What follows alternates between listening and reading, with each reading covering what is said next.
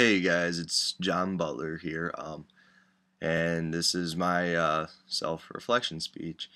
Um, Before this class, I'd never looked forward to public speaking. I'm not gonna lie, I still don't look forward to it. I don't mind doing it if I have to, but I wouldn't jump to the opportunity um, if it was to arise. Um, it's just I like to be a little more behind the scenes with things. Um, I've had no public speaking experience before this class either, besides presenting a class project in high school. That was really the only other type of experience I've had in this. I feel pretty comfortable with my skills, not to the point where I would, be like, oh yeah, I'll go give this presentation to a CEO of a company. No, but I would definitely stand on a stage and just talk to people. I'd like to look at it more as we're having a conversation, not as, oh, I'm giving a speech. So I like to keep my speeches a little more with the feeling of a conversation, I should say. My delivery challenges during weeks 1, 2, 3, and 4, uh, right there, was saying, uh, um, uh, stuff like that. Um, yep, there it is. It happens. It's so hard to avoid doing it because it's natural. The second you run out of words, you're like. But yeah, that's the biggest challenge I've had, I think, this whole month was getting over saying that, trying not to say it. It definitely can put holes in a speech. Was I nervous about my presentations? No, not nervous. I know, no, I was nervous. Thankfully, I didn't have to be nervous because everyone was very nice.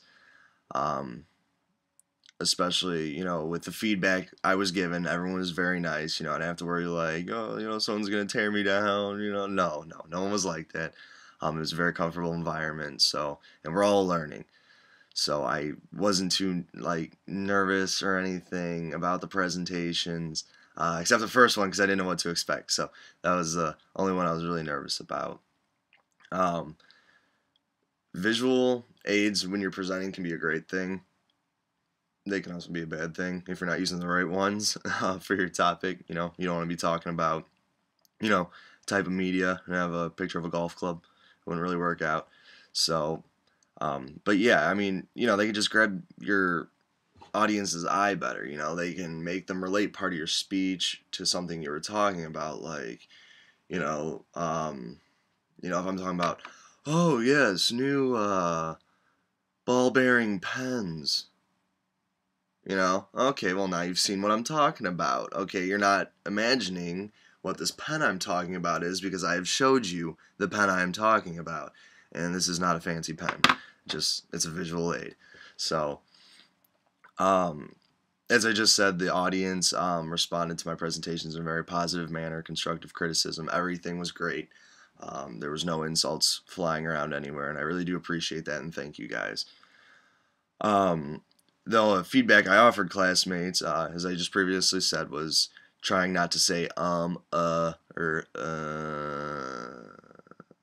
stuff like that. Also to speak up. I did bring that up because you want your audience to be able to hear you, and something that's like, oh, hey, how you guys doing?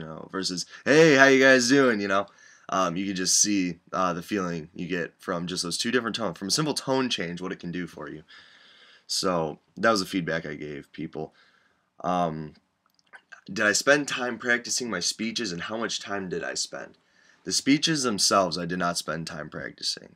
Okay, I spent the majority of my time in research and pretty much making an outline for my speeches. All right, when I'm coming up here, you guys can probably tell I'm not doing word for word reading off a piece of paper the whole time, and I'll actually show you guys what I do. I got all the questions that we've had, and then I have a second piece of paper over here with bullet points and how to go into each one. But I'll write the questions down on paper just in case I am to forget one. I can look at it. I like to look at them. But then, I'll also have like bullet points or something else, just to get you started with each topic or just remind you of the topic. Then from there, I'd like to carry it on as a conversation. I don't want to sit here and be like, the best visual presentations of all time. No. I'm going to sit here and I'm going to talk to you like a human being. So what I would do is, when I'm giving my speeches, I would take takes. So I'd go through the speech. Okay, I'd watch it. Okay, yeah, I don't like something in it. Do it again. Do it again. So I end up with probably 5 to however many recordings in the end, and I will end up just picking my favorite out of all of them. Did I have any delivery or technology errors, and what did I do about them? Uploading to YouTube, the biggest error, like technology problem I think I had was trying to get like how everyone else will get their videos to show. I can never get mine to do that. I don't know.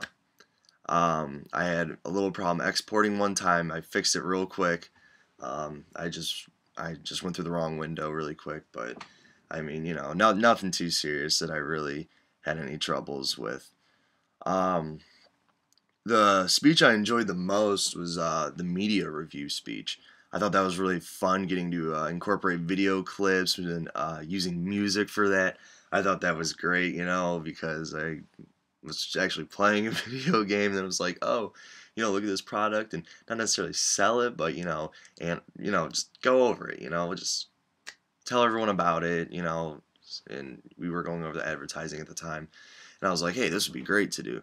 So I was like, okay, well, I'm going to do this. And you know what? I had a lot of fun with the project. I got to put, one of my favorite songs in there. And that was by far my favorite one. I got to incorporate cars. I love cars. So that was my favorite one. Just going through the game, talking about every aspect of it. It was a really good time. What did I learn from TED? I wouldn't say I learned anything directly from TED. I actually think I learned more through criticizing the TED speakers.